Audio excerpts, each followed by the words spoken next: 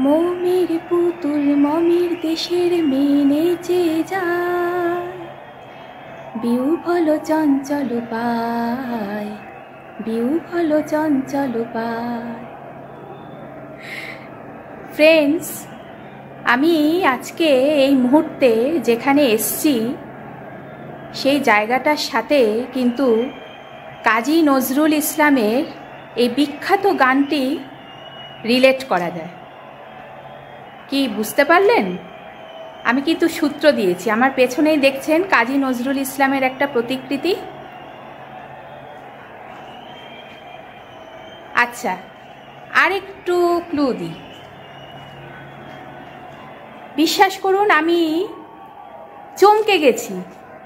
একদম মনে হচ্ছে সত্যিকারের রবীন্দ্রনাথ ঠাকুর কবিগুরু বসে আছেন, যেন এক্ষুনি উঠে দাঁড়িয়ে কবিগুরু কথা বলবেন। মানে এতটাই জীবন্ত। আমি এই মুহূর্তে মোমের পুতুলের সাম্রাজ্যে বিশাল একটা বিস্ময়কর জগতে বা দুনিয়ায় চলে এসেছি।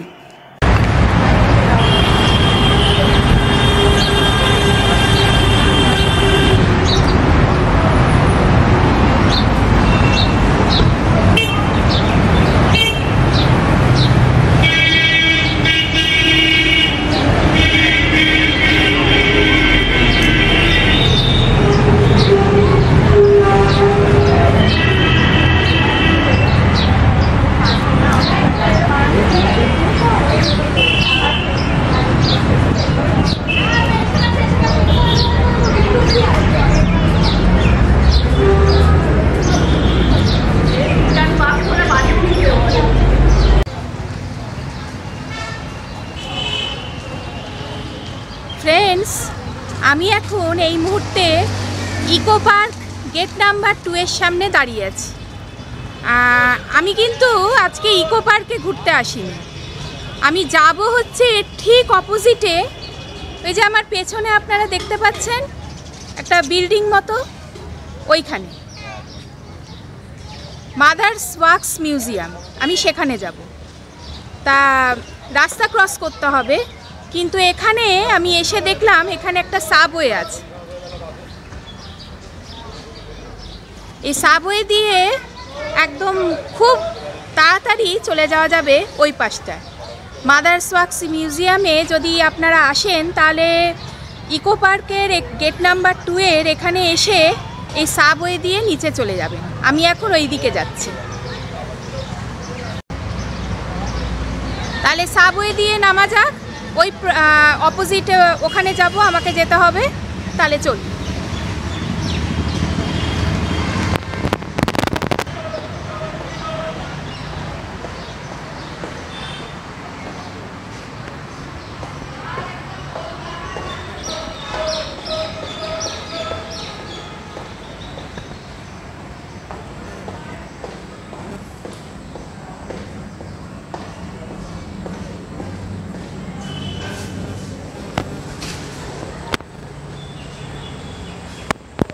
বিরাট সাবওয়ে, বুঝতেই পারছেন। এই সাবওয়ে দিয়ে আপনারা খুব সহজেই অপোজিট যে সাইডে যে রোড, ওইখানে চলে যেতে পারবেন। ইকো পার্ক গেট নাম্বার 2 এর সামনে এসে এই সাবওয়েটা দেখতে পাবেন। এখান থেকে আপনারা সোজা সাবওয়ের ভেতর দিয়ে সোজা গেলেই অপোজিট সাইডের যে রোড, সেইখানে আপনারা উঠবেন। ওখানেই আছে মাদার্স ওয়ার্কস মিউজিয়াম। আজকে আমি ওখানেই যাচ্ছি আপনাদের সাথে। চলুন তাহলে।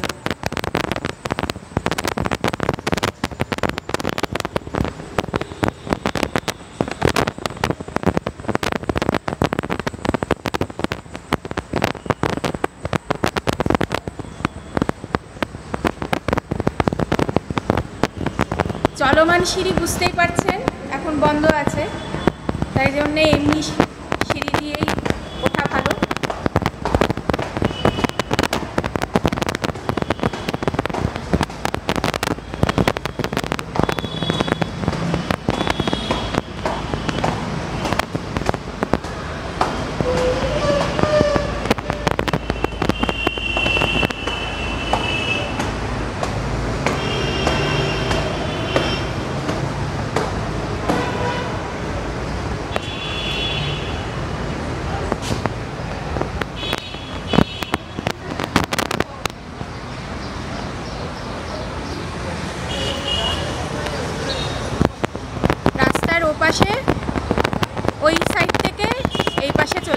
সাবওয়ে।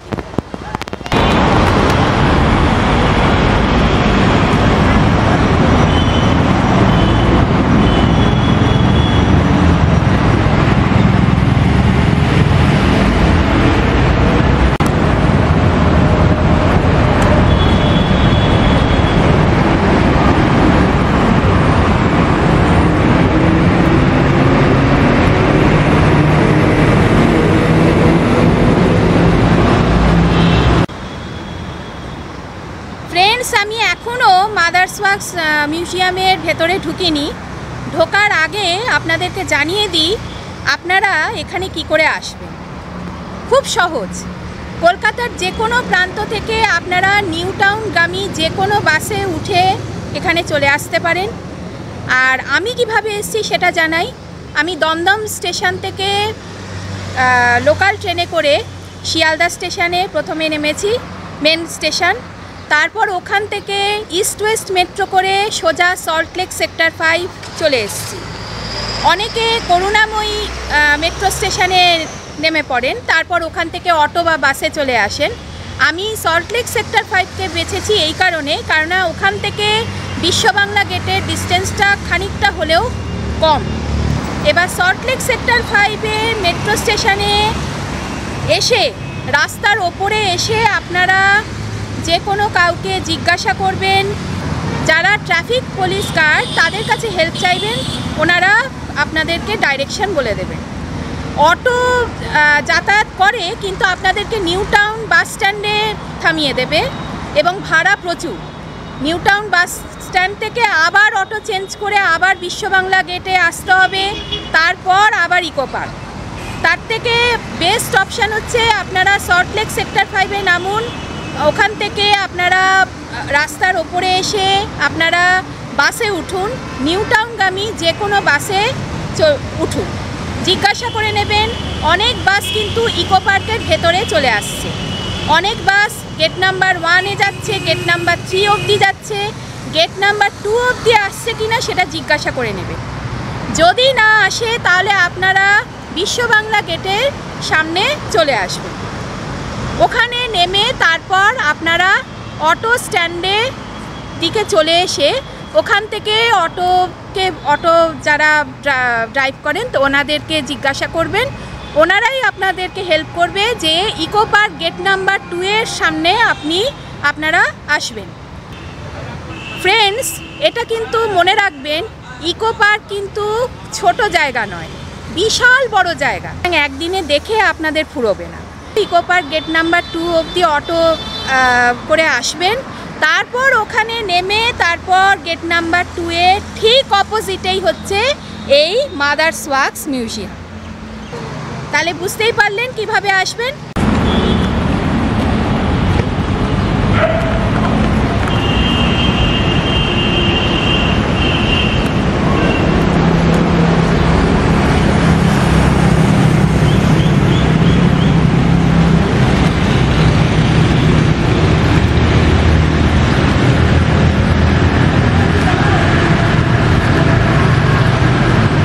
It has been.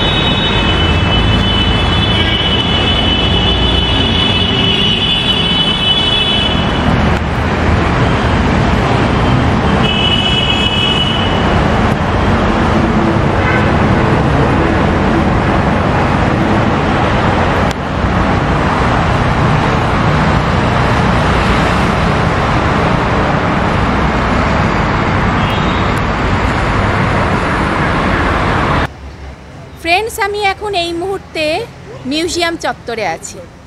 আমার পেছনে যে বড় গেটটা দেখতে পাচ্ছেন, এই গেটটা দিয়ে আপনারা ঢুকতে পারেন খুব সহজে, এবং আরও অনেকগুলো গেট রয়েছে।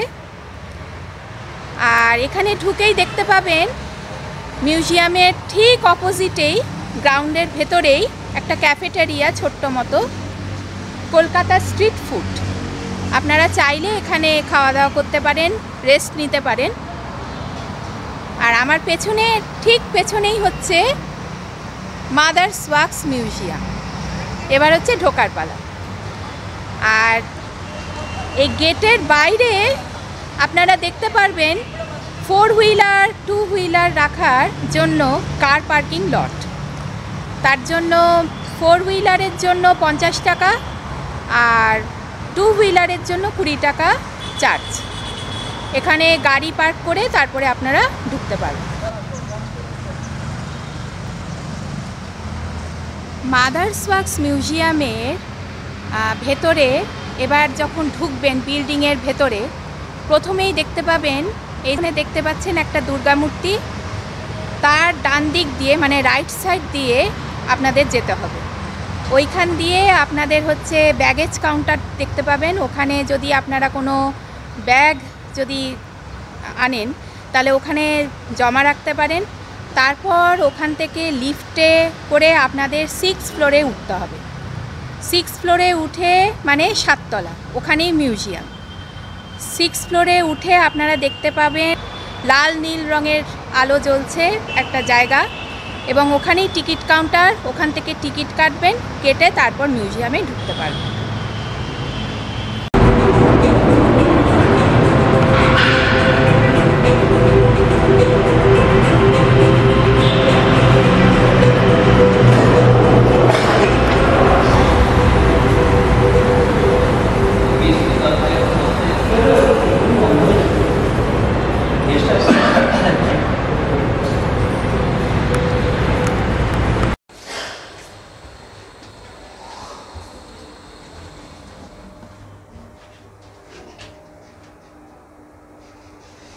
ফ্রেন্ডস, আমি এখন ওয়ার্কস মিউজিয়ামে যাওয়ার জন্য লিফটে উঠেছি।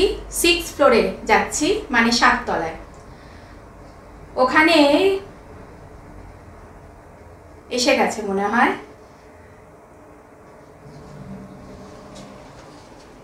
লিফটের দরজা খুলে গেল। এই জায়গাটা পুরো নীল লাল আলো দিয়ে পুরো, আমি একটু সাউন্ডটা, ভলিউমটা আস্তে করে কথা বলছি, ঘেরা। এখানেই টিকিট কাউন্টার, এইখান দিয়ে মিউজিয়ামে ঢোকার এন্ট্রি। তাহলে টিকিটটা কেটে নিই। টিকিট কাটা আমার হয়ে গেছে। যেহেতু আজকে ফ্রাইডে, সেহেতু আজকে টিকিটের প্রাইসটা হচ্ছে 100 রুপিস পার হেড। যদি আপনারা স্যাটারডে, সানডে বা আদার স্টেট হলিডেজের জন্য টিকিট প্রাইস তখন 150 পার হেড হয়ে যায়। আর কলকাতা স্ট্রিট ফুড, যে আমি বাইরে আপনাদেরকে দেখাচ্ছিলাম যে ক্যাফেটেরিয়া, সেখানে হচ্ছে খাবারের ফুড, যে পুরো টোটাল বিলের ওপর 10% ডিসকাউন্ট আপনারা পেয়ে যাবেন। এই সুবিধাটা চলছে। লিফটে করে উঠে 7 তলায়, মানে 6 ফ্লোরে উঠে সামনেই টিকিট কাউন্টার। আপনাদের কোনো অসুবিধা নেই, আপনারা ক্যাশে টিকিট পেমেন্ট করতে পারেন, বা ফোনপে, গুগল পে, ইউপিআই আছে, সেই ব্যবস্থাও আছে। কার্ডেরও ব্যবস্থা আছে। স্যার বলছেন, স্যার আপনার নামটা একটু বলুন। আচ্ছা, রাজকৃষ্ণ দেবনাথ। আপনাদের এখানে আমি আজকে এসেছি ওয়ার্কস মিউজিয়ামে। এখানকার কথা, মাদাম তুসোর মিউজিয়াম লন্ডনের, সেখানকার অনুকরণে এই মিউজিয়াম, এটা নাম হয়েছে। আমি দেখে আজকে দেখতে এসেছি। Thank you. আর আপনারা চাইলে অনলাইনেও টিকিট বুক করতে পারেন। তার জন্য আপনাদের লগ ইন করতে হবে mothersworksmuseums.in পেজে, এবং সহজেই আপনারা পেমেন্ট করতে পারেন। অনলাইন এখন বন্ধ আছে। আচ্ছা, তাহলে চলুন, আর দেরি করছি কেন, ভেতরে ঢুকি।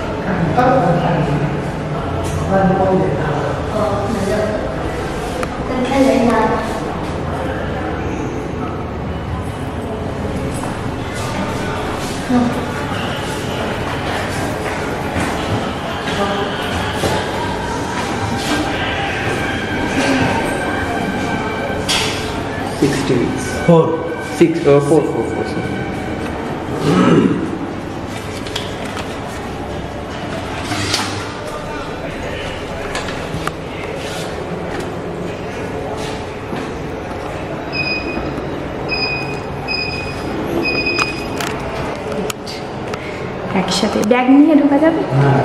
আচ্ছা, হ্যাঁ হ্যাঁ, না একদম ঠিক আছে।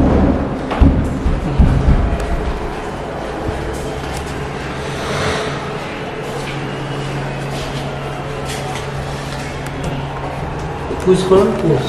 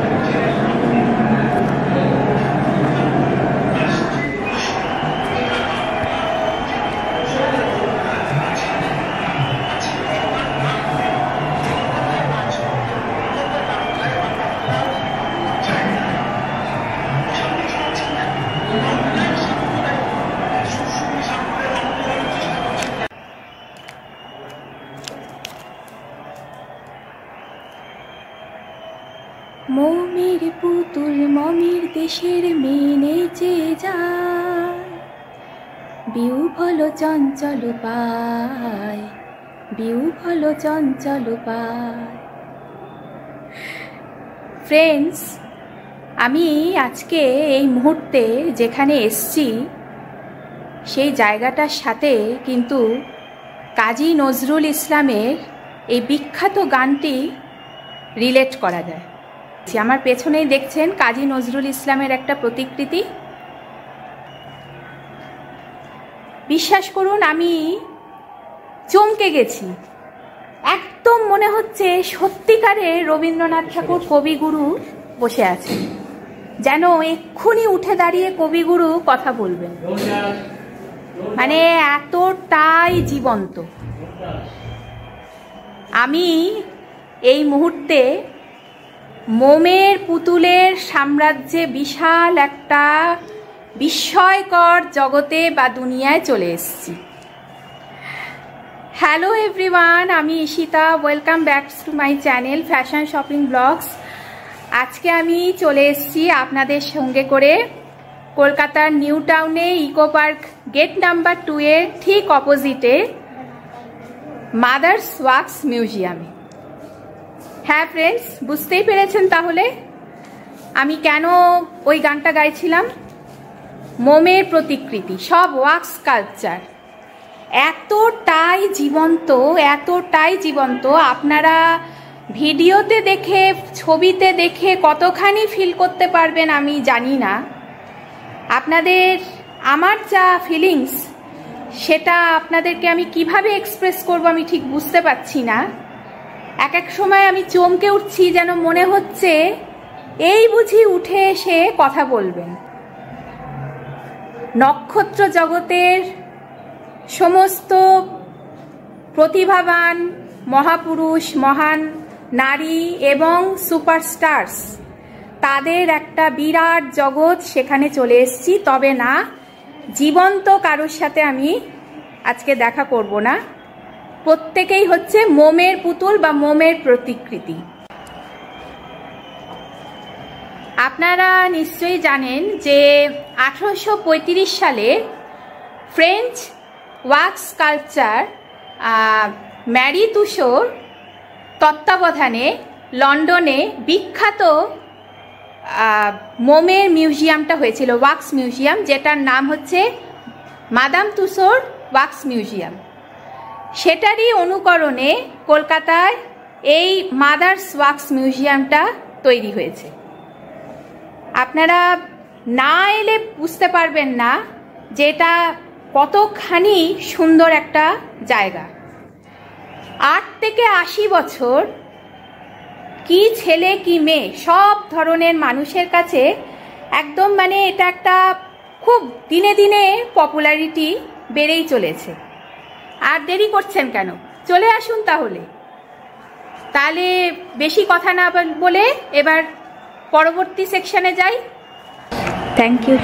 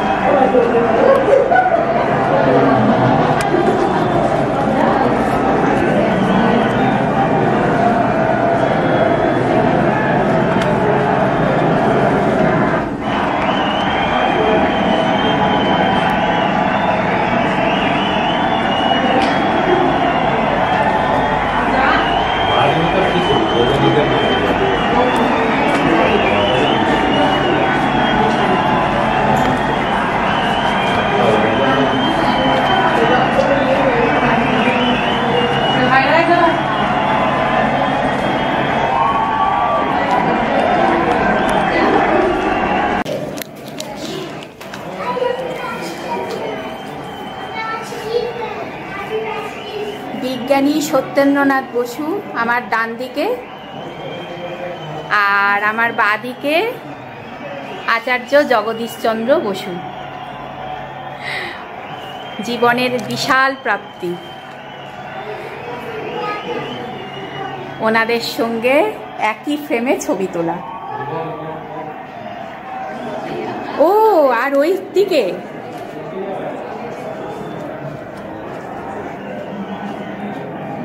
বিজ্ঞানী আইনস্টাইন।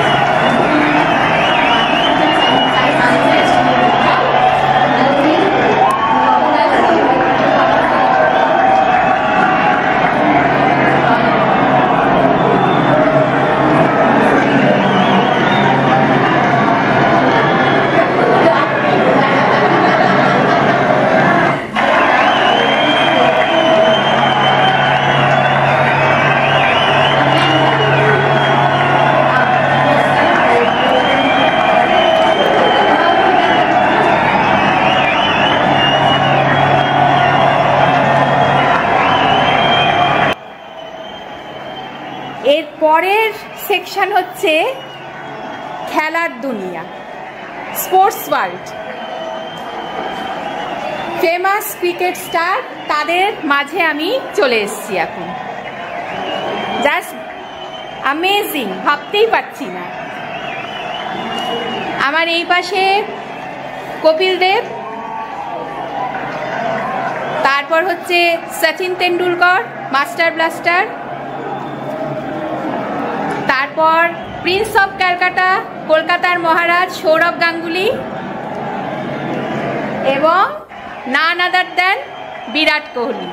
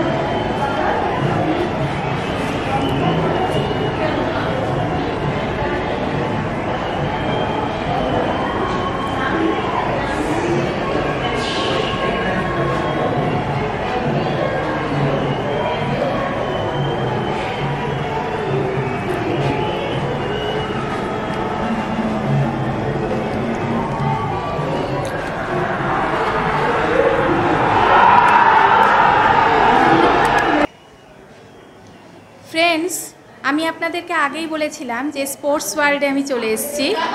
প্রথমে ক্রিকেট ওই পাশে, এবার চলে এসেছি ক্রিকেটের পর ফুটবল। ফুটবলের মহারথীদের মাঝে আমি এখন দাঁড়িয়ে আছি। বুঝতেই পারছেন, আমার এই পাশে হচ্ছে মারাদোনা, দিয়েগো মারাদোনা, আর্জেন্টিনার বিখ্যাত ফুটবলার আর একজন লিওনেল মেসি, এবং ব্রাজিলের পেলে। এই তিনজনেই হচ্ছেন ফুটবল জগতের স্টার। একটা কমন ফ্যাক্টর আছে, কিন্তু তিনজনেই বিশ্ববিখ্যাত ওয়ার্ল্ড ফেমাস ফুটবলার, এবং তিনজনেরই জার্সি নাম্বার 10। আপনারা নিশ্চয়ই জানেন জার্সি নাম্বার 10-এর কি মাহাত্ম্য।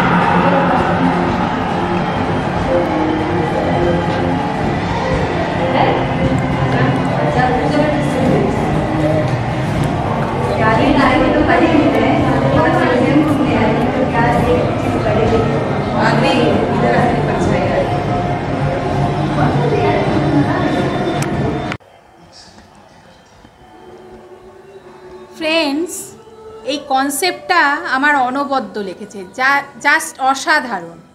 কেন জানেন? আমার বাঁ দিকে লেফট সাইডে লতা মঙ্গেশকর, এবং ডান সাইডে রাইট সাইডে কিশোর কুমার। এমনভাবে স্কাল্পচার দুটো রাখা হয়েছে, প্লেব্যাক করছেন দুজনে, প্লেব্যাক সিঙ্গার, কণ্ঠশিল্পী, নেপথ্য কণ্ঠশিল্পী। আর সামনের এই স্ট্যান্ডে আমি ফোকাস করছিলাম একটু আগেই একটা গানের খাতা, সেখানে লাইনগুলো পড়ে থাকবেন নিশ্চয়ই। আমি এক কলি গান গেয়ে শোনাই, মাইকে লতাজির গান গাই হচ্ছে, কোনো কথা হবে না। যত কাজই করুন না কেন, মনটা আপনার লতাজির গানের দিকেই যাবে, এটা একদম 100% গ্যারেন্টি।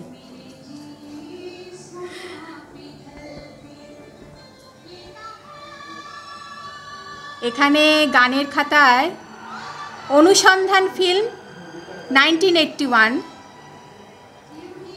এটার একটা বিখ্যাত গান লেখা আছে, আমার স্বপ্ন যে সত্যি হলো আজ। আমার স্বপ্ন যে সত্যি হলো আজ। পুরো স্বপ্ন সত্যি না হলেও কিছুটা অন্তত হয়েছে।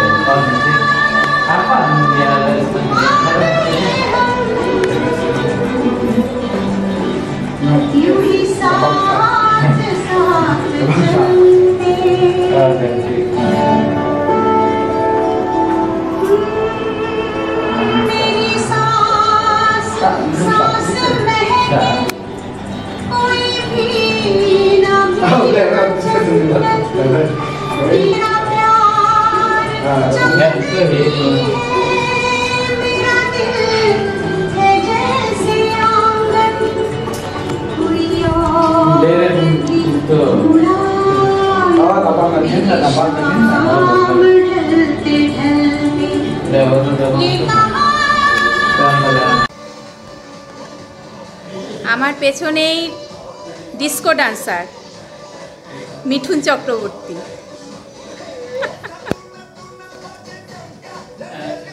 ব্যাপারই আলাদা বলুন আজকে আমার। আর ওই পাশে দাঁড়িয়ে আছেন বিগ বি, মানে অমিতাভ বচ্চন।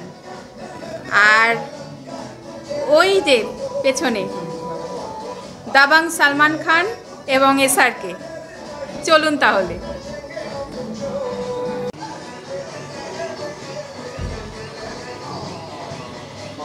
শাহেনশাহ বা বিগ বি অমিতাভ বচ্চন, বলিউডের সুপারস্টার। আরও দুজন সুপারস্টারের সাথে দেখা করি। SRK, শাহরুখ খান। পেছনে কি লেখা আছে জানেন? दिल तो हर किसी के पास होता है लेकिन सब दिल वाले नहीं है। शाहरुख खानेर डायलग। আর এখানে হচ্ছে চুলবুল পান্ডে, দাবাং মানে সালমান খান।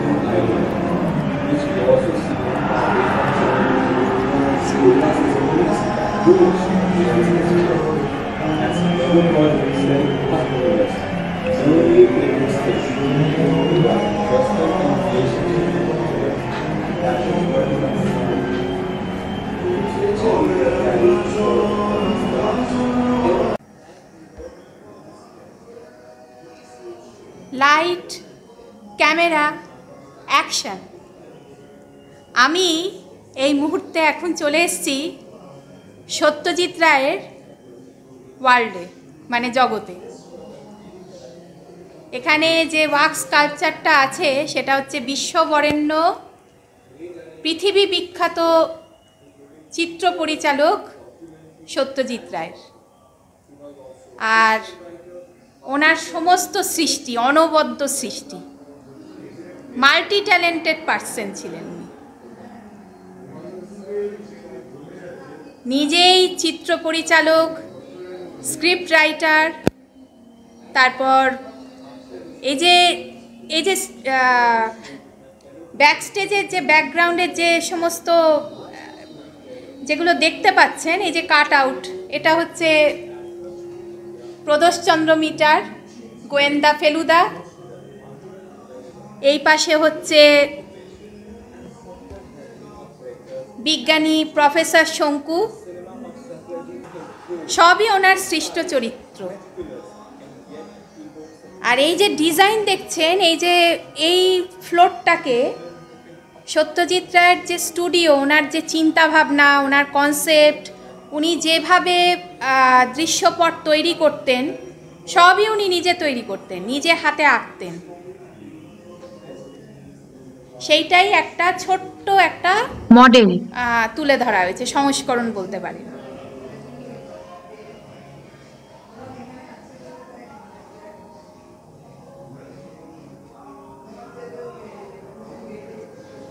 খুব সুন্দরভাবে সাজানো হয়েছে। এখানে আমি আরও দুজনকে আশা করেছিলাম, গুপি গাইন বাঘা বাইন, তাহলে মনে হয় পরিপূর্ণ হতো। সত্যজিৎ রায়ের সৃষ্টির জগৎ ছেড়ে এবার আমি আস্তে আস্তে, এখানে নিচে নামার সিঁড়ি আছে, এই সিঁড়ি দিয়ে নামলেই হচ্ছে হলিউডের জগৎ। চলুন তাহলে সিঁড়ি দিয়ে নামা যাক। হলিউডের সুপারস্টাররা আমাদের জন্য অপেক্ষা করছে। এখানে সিঁড়ির মুখেই লেখা আছে, ইউ আর দ্য স্টার।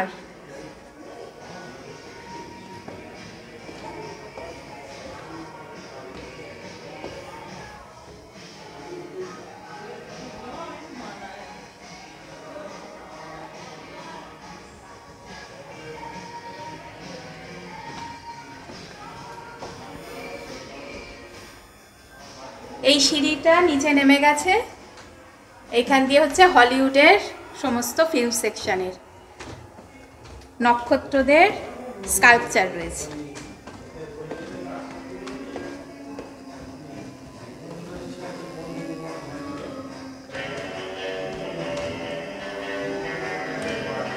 প্রথমেই হচ্ছে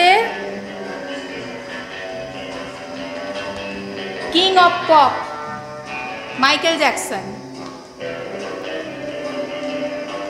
ব্যাকগ্রাউন্ডে শুনছেন জেমস বন্ডের 007-এর মিউজিক।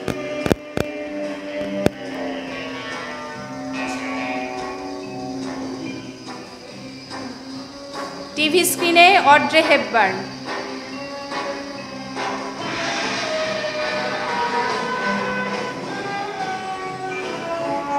Wow, Angelina Jolie.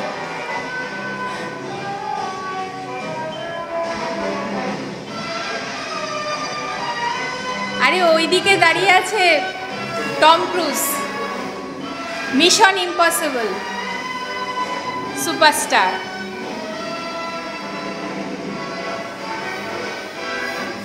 এখানে লেখা আছে IMF, impossible mission force, United States of America.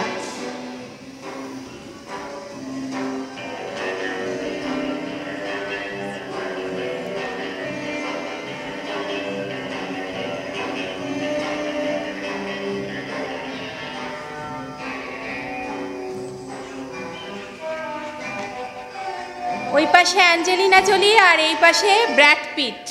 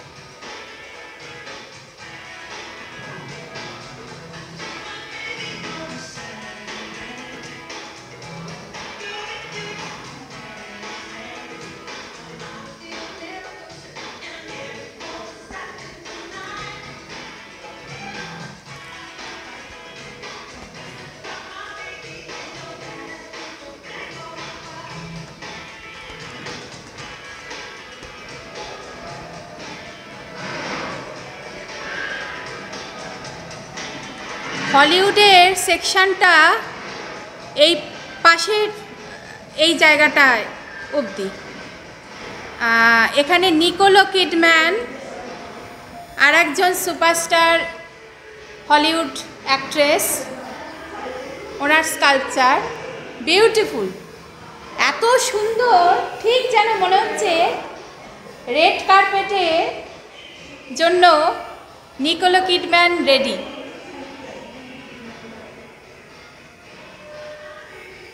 Oscar বিজয়ী সমস্ত সুপারস্টার দেখতেই পাচ্ছেন, ব্যাকগ্রাউন্ডে সব অস্কার প্রাইজ, যেমন Jennifer Lawrence, Al Pacino, Meryl Streep, Adrien Brody, Katharine Hepburn,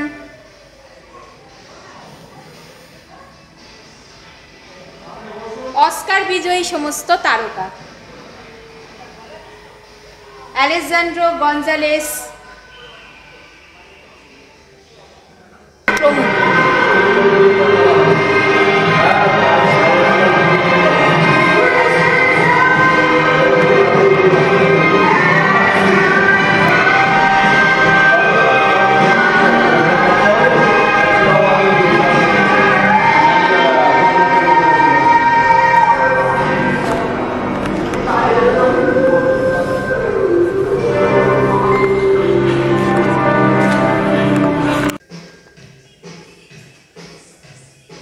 এপাশে হলিউডের তারকা ব্রুস উইলস, ব্রুস লি নয় কিন্তু, Bruce Wills.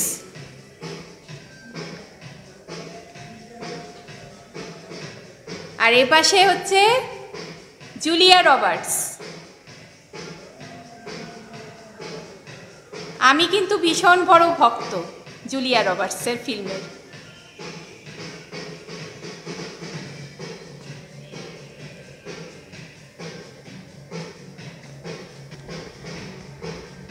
She is beautiful, none other than Audrey Hepburn, beauty queen, famous star. Owner personality, owner acting সবই অন্যরকম। কি দারুণ স্কাল্পচারটা দেখুন। ডিনার টেবিলে বসি তাহলে ওনার সাথে।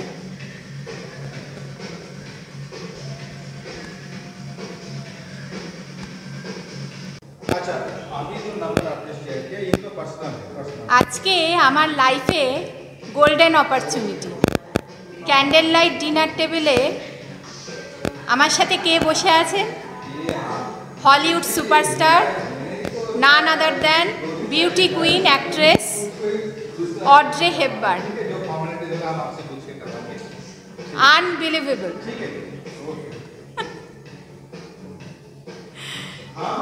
ভাবতেই পারছি না, ঠিক জীবন্ত মনে হচ্ছে। দেখুন স্কাল্পচারটা, এক্ষুনি মানে কথা বলে উঠবেন।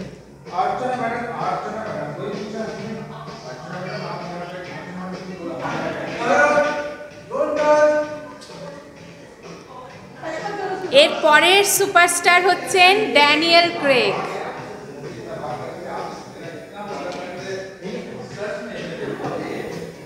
তারপর এই পাশে হচ্ছে কুংফু মাস্টার ব্রুস লি।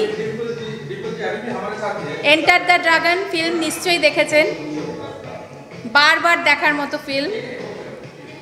কুংফু ক্যারাটে মাস্টার, কিং বলতে পারেন ব্রুস লি।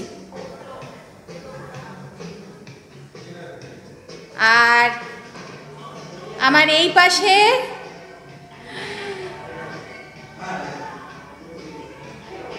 ক্যারাবিয়ান দস্যু। বুঝতে পেরেছেন কিছু? পাইরেটস অফ ক্যারাবিয়ান খ্যাত বিখ্যাত অভিনেতা জনি ডেপ।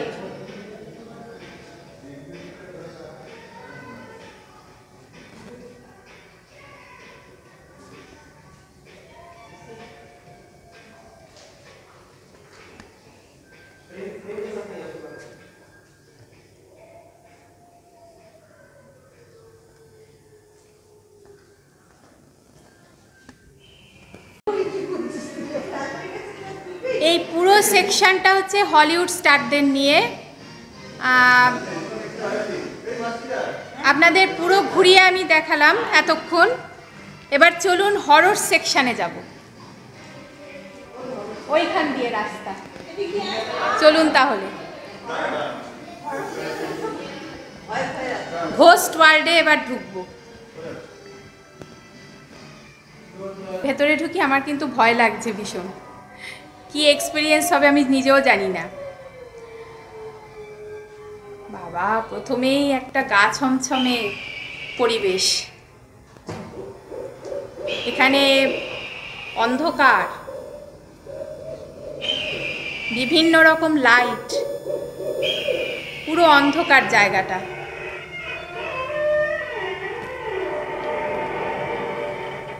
বাবা, সত্যিই কিন্তু আমার গাটা ছমছম করছে, বিশ্বাস করুন।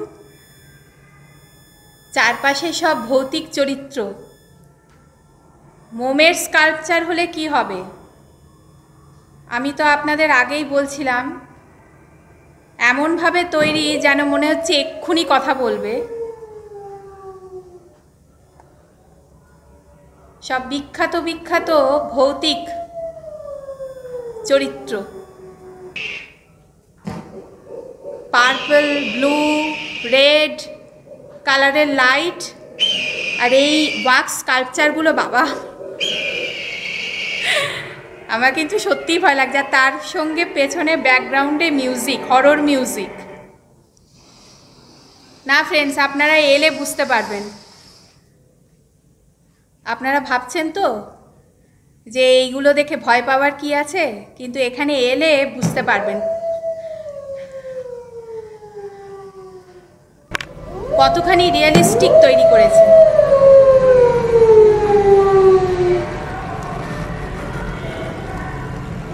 হরর জোন থেকে, মানে ঘোস্ট ওয়ার্ল্ড থেকে এবার চলুন অন্ধকার থেকে আলোয় ফেরা যাক।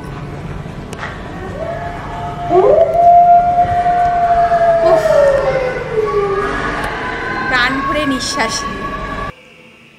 সত্যি কিছুক্ষণের জন্য একটা ভয়ের একটা পরিবেশ তৈরি হয়েছিল।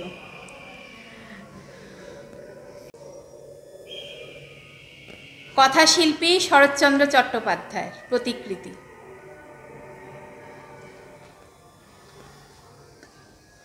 ওনার টেবিল, দোয়াত, সমস্ত যা যা ব্যবহার করতেন তার একটা সাজানো হয়েছে সেই অনুকরণে। তারপর হচ্ছে ঈশ্বরচন্দ্র বিদ্যাসাগর, যার বর্ণপরিচয় ছাড়া আমরা প্রত্যেকেই বোধহয় অশিক্ষিত থাকতাম। আর একটু ভালো করে বলতে হয় নিরক্ষর। তার কারণ আমাদের মাতৃভাষা বাংলার বর্ণ, অক্ষর এবং শব্দের সাথে প্রথম পরিচয় ঘটে বর্ণপরিচয় এই পুস্তকটির মাধ্যমে। এখানে স্ক্রিনে সাইডে ঈশ্বরচন্দ্র বিদ্যাসাগর সম্পর্কে, তারপর শরৎচন্দ্র চট্টোপাধ্যায় ওনার সম্পর্কে, যাদের যাদের স্কাল্পচার আছে তাদের সম্পর্কে এখানে ডিসপ্লে করা হচ্ছে। খুব সুন্দর আইডিয়া কিন্তু। আর এই যে মঞ্চটা দেখছেন, এটার নাম দেওয়া হয়েছে বেঙ্গল ওয়াক অফ ফেম। এরপরেই হচ্ছেন পণ্ডিত রবিশঙ্কর, সেতার বাদক।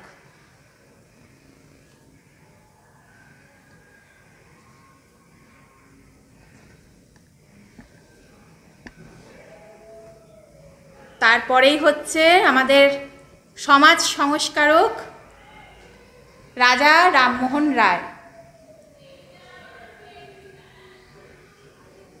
সব প্রবাদ প্রতিম মহাপুরুষ, সমাজের জন্য এনাদের অবদান অনস্বীকার্য, যুগ যুগ ধরে তা থাকবে, ওনারা চির অমর।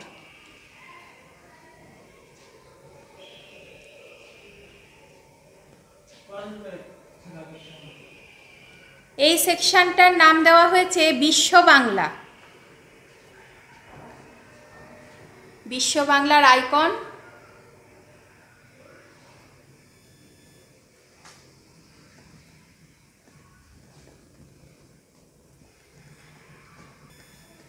ফ্লোরটা দেখিয়ে দিচ্ছি। ফ্লোরেও মাদার্স ওয়ার্কস মিউজিয়ামের আইকন।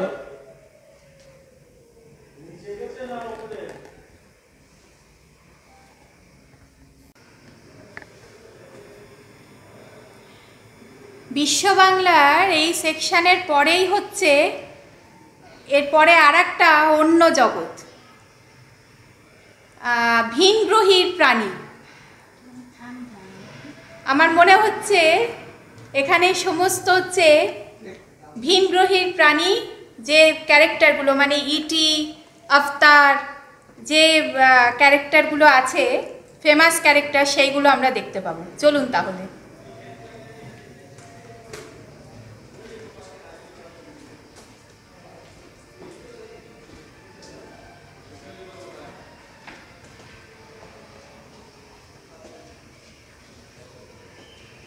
এমনভাবে ডিজাইন করা, চোখে ধাঁধা লেগে যাচ্ছে।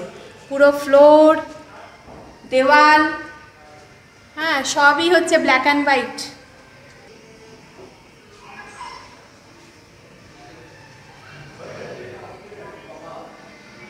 হ্যাঁ, এখানে সমস্ত স্পেস ফ্যাক্টস লেখা আছে। Jupiter is the largest planet in our solar system. তারপর total cost of the international space station $150 billion. এই বিভিন্ন এরকম ফ্যাক্টস লেখা আছে।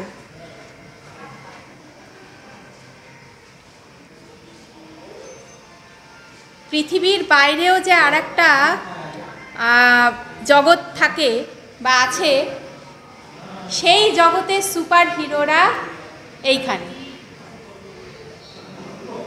ইটি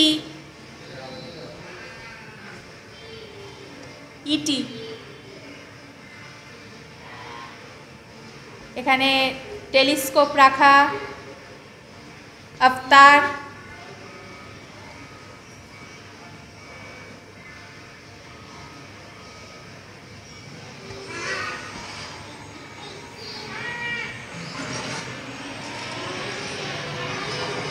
জাদু,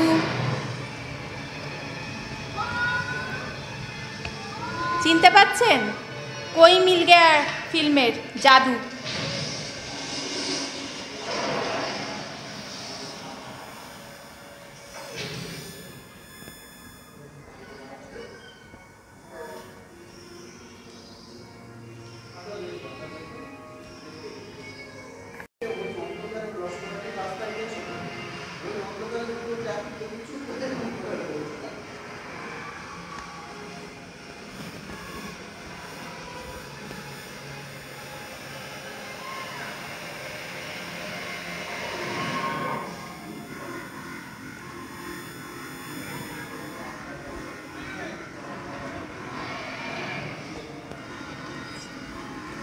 ফ্রেন্ডস, আমি এতক্ষণ ইটি, আফতার এদের মাঝে ছিলাম, জাদু এদের মাঝে ছিলাম। ভিন গ্রহের জীব, এদের জগৎটা আলাদা। আমাদের পৃথিবীর বাইরেও যে একটা আলাদা রকম জগৎ আছে, তাদের সেই নিয়ে যে সমস্ত বিখ্যাত ফিল্ম হয়, সেই ফিল্মের বিখ্যাত ক্যারেক্টার নিয়ে এই ওয়াক্স স্কাল্পচারগুলো তৈরি করা হয়েছে। এর পরের সেকশনটা হচ্ছে অ্যানিমেশন ওয়ার্ল্ড। অ্যানিমেশন ওয়ার্ল্ডের কমিক্স, অ্যানিমেশন, কমেডিয়ান এবং সুপার হিরো, ওই পাশে যাব আমি ঘুরে ওই দিকটায়। বিভিন্ন ক্যারেক্টার, তাদের কার্টুন ক্যারেক্টার, অ্যানিমেশন চরিত্র, এই নিয়ে এই সেকশনটা পুরোটা। এইগুলো দেখতে পাচ্ছেন, এগুলো হচ্ছে সেলফি জোন।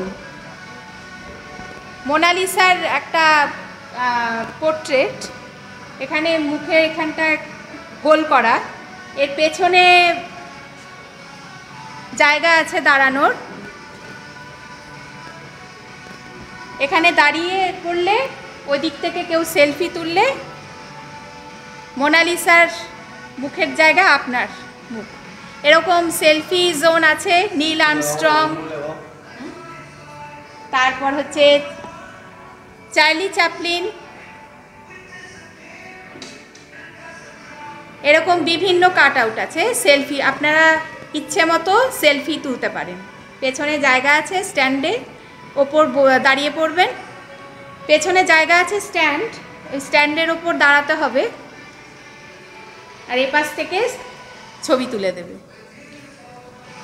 এই শুরু হলো অ্যানিমেশন ওয়ার্ল্ড।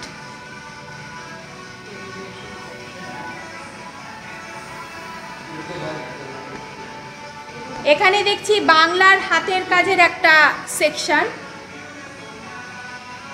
বিভিন্ন হাতের কাজ, যেমন ডলস অফ বেঙ্গল, তারপর হচ্ছে এনগ্রেভ শাখার কাজ, বাংলার পুতুল নাচ। আমরা তো জানি পুতুল নাচ একটা শিল্প, বাংলার হস্তশিল্প, তারই একটা ছোটোখাটো একটা এখানে রাখা হয়েছে।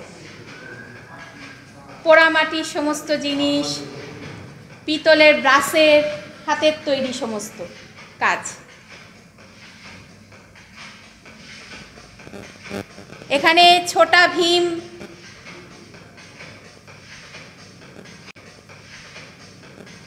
এরা রয়েছে, চুটকি,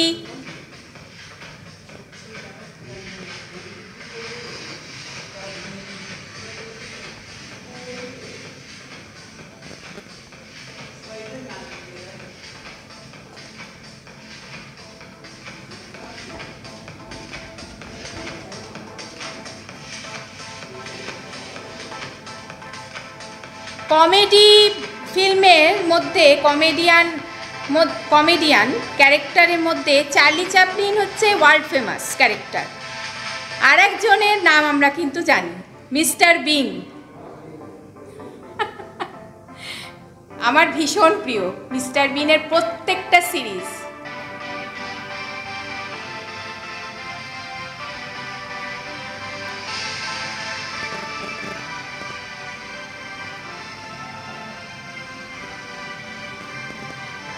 এখানে সুপার হিরো সব আছে কমিক্স এবং অ্যানিমেশন ওয়ার্ল্ডে। ডোরেমন, বাটুল দি গ্রেট, হাদা ভোদা,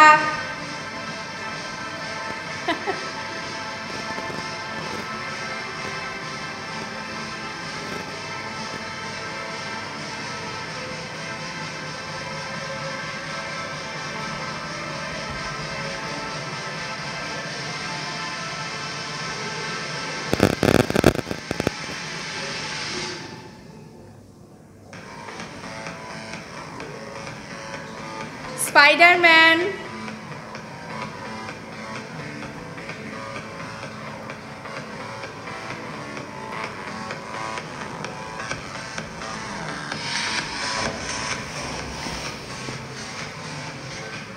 আয়রন ম্যান,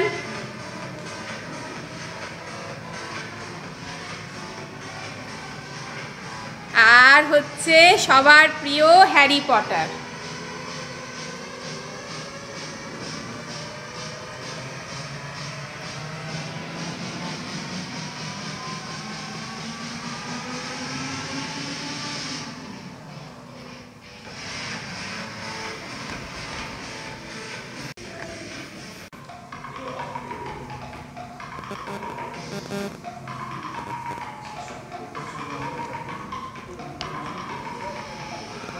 অ্যানিমেশন এবং কমেডি ওয়ার্ল্ডের যত চরিত্র, ফেমাস চরিত্র, সুপারস্টার, তাদের জগৎ ছেড়ে এবার সামনের দিকে এগিয়ে চলেছি।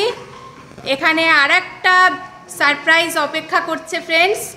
এটা হচ্ছে tattoo light up your body in style. Permanent tattoo নয়, কিন্তু টেম্পোরারি ট্যাটু হবে, তাও লাইট দিয়ে, বিভিন্ন কালারের লাইট দিয়ে। আপনার মানে আমি যা জানি, অন্ধকার ঘর, তার মধ্যে বিভিন্ন কালারের লাইটের খেলা, মানে আমাদের বডির ওপর দিয়ে হচ্ছে মনে হবে ডিজাইন, ট্যাটুর মতো ডিজাইন হয়ে যাবে। ঠিক এই যে পেছনে যে ছবিগুলো দেখতে পাচ্ছেন, ঠিক এই রকম। এখানে কিছু নিয়ম, এখানে রুলস এখানে বলা আছে, আমি একটু পড়ে শোনাচ্ছি আপনাদের। Keep flash off while taking pictures, keep ISO to minimum, keep night mode off. মানে ফ্ল্যাশটাকে অফ করতে হবে, ISOটাকে মিনিমাম করতে হবে, নাইট মোড অফ করে তারপর আপনাদের ছবি তুললে ভালো আসবে। Don't scratch on the wall, kids below age 5 are not allowed. 5 বছরের নিচের বাচ্চাদের জন্য এখানে অ্যালাউ নয়। Don't look into the projector, প্রজেক্টরের দিকে তাকাবেন না। Keep clear distance from the wall, দেওয়ালের থেকে দূরত্ব বজায় রাখবেন। তাহলে ভেতরে ঢোকা যাক, ম্যাজিকটা দেখব কেমন ট্যাটু হয়। তাহলে ফ্রেন্ডস ভেতরে ঢুকি ট্যাটু লাইটে।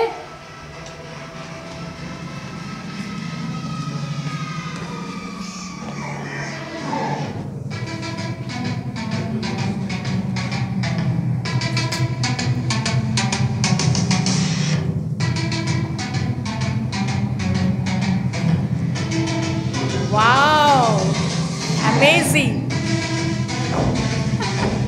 ঘরটা অন্ধকার, কিন্তু দেওয়ালে এইরকম লাইটের ডিজাইন হচ্ছে, টেম্পোরারি ট্যাটু হয়ে যাবে বডির ওপর। আপনারা যারা এখানে আসবেন, ইনস্ট্রাকশানটা ফলো করবেন প্লিজ। ঢোকবার আগে ফোনের ISOটাকে মিনিমাম রাখবেন, নাইট মোডটাকে অফ রাখবেন এবং ফ্ল্যাশ লাইটটাকে অফ রাখবেন, রেখে তারপর ছবি তুলবেন। টেম্পোরারি ট্যাটু হচ্ছে। একটা ওয়ালে টাচ করলে চলবে না এবং প্রজেক্টরের দিকে তাকালে চলবে না।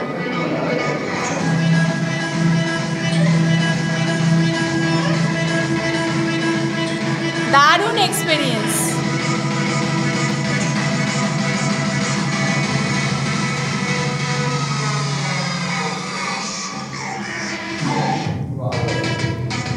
সারা বডিতে ট্যাটুর নানান রকম ডিজাইন হচ্ছে লাইট দিয়ে। এখানে আরও ইনস্ট্রাকশন আছে, বাইরে লেখা আছে 5 বছরের নিচে বাচ্চাদেরকে নিয়ে আসবেন না।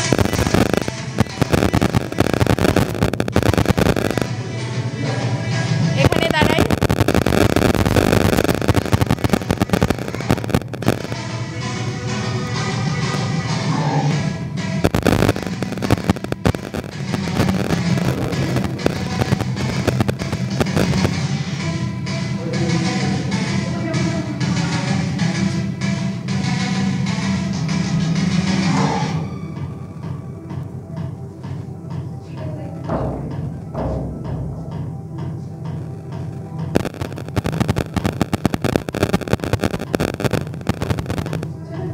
সব ফ্ল্যাগ ডিজাইন, কত রকমের ডিজাইন।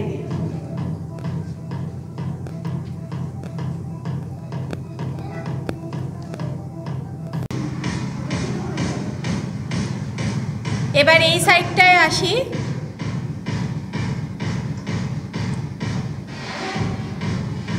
ব্যাকগ্রাউন্ডে মিউজিক হচ্ছে।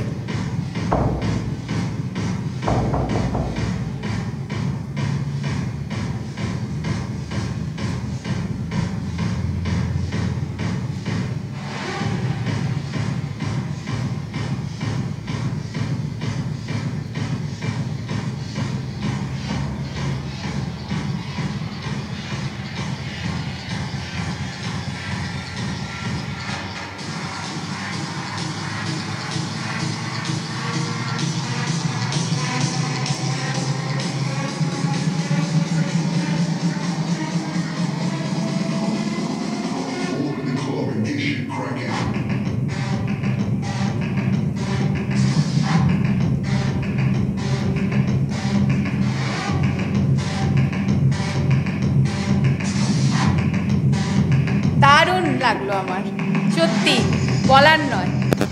আপনারা তাড়াতাড়ি চলে আসুন।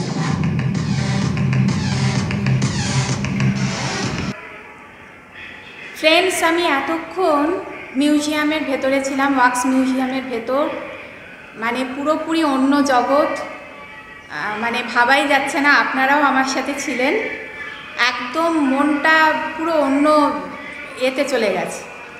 এখানেই কিন্তু শেষ আজকের জার্নিটা। এবার আমি এই দরজা ঠেলে বাইরে এক্সিট করছি।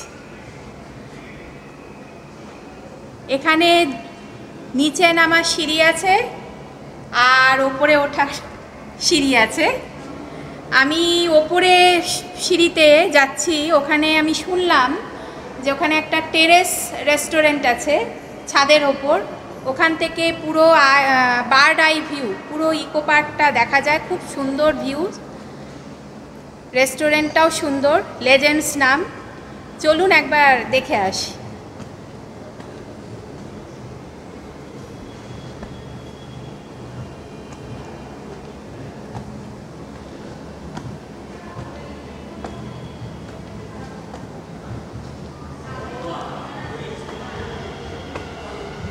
এই দুদিক দিয়েই যাওয়া যায়, ওদিকে বনসাই গার্ডেন আর এদিকে হচ্ছে রেস্টুরেন্ট।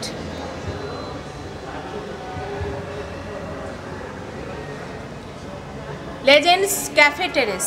চলুন তাহলে একবার ঘুরে দেখে আসি।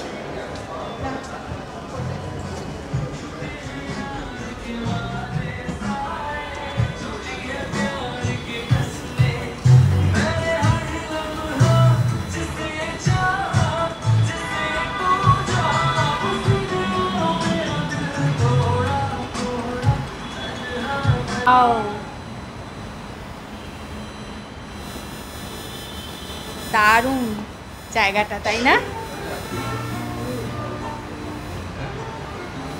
পুরো ভিউজটা দেখছেন, ইকো পার্কটা কিন্তু দেখা যায় পুরোটা।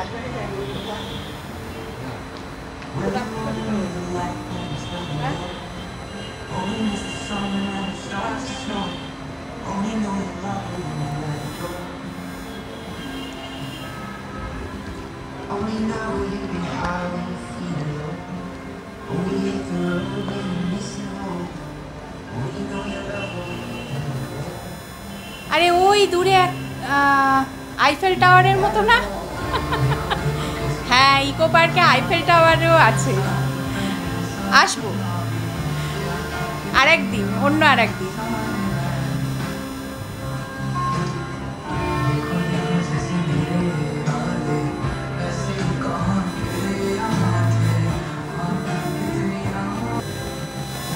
ভীষণ সুন্দর বসার জায়গা।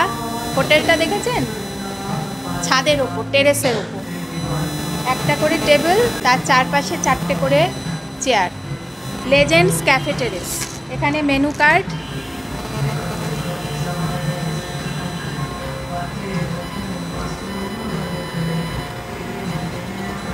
Reasonable price. Chinese, desi platters, mocktails, hand toast, pizza, snacks, burger.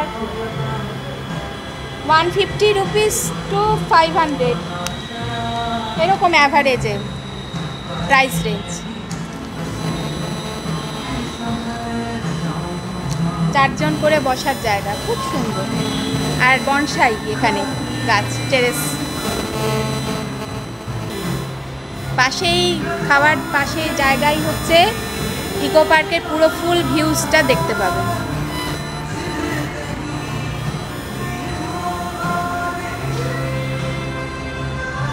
আপনারা ওয়াক্স মিউজিয়াম বা ইকো পার্কে অন্য কোনো জায়গায় এলে এখানে একবার আসতে পারেন, এই রেস্টুরেন্টে।